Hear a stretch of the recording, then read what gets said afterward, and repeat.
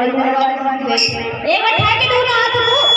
और कैसे हाथ में रखता है दोनों हाथ उठाए के दोनों हाथ को और ताली से कैसे कंधे पे कमर लेला बोले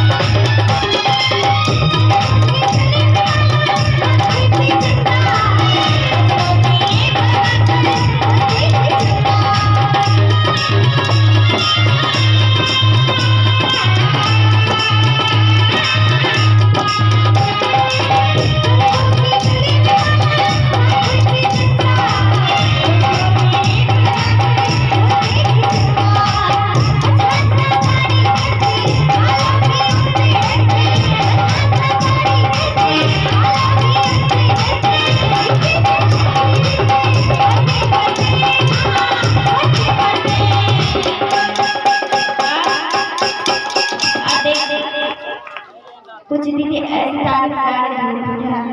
अच्छा लगता है साथ में तारीफ जाएगा एक बार टाइम दो ना हाथ अरे दरवाजा आप लोग की चर्चा डाल दी और ताली देके कैसे कंधे पे कमर ले लो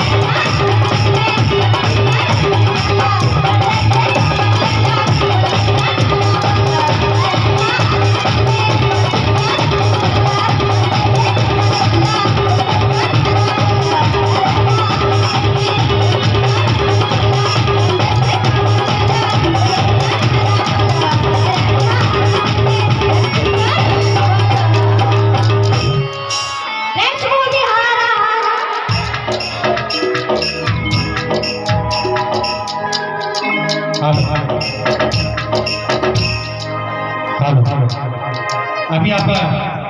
गुरु नाट्य से बड़े ही आनंदित और भक्ति में शिव के सागर में आप आइए।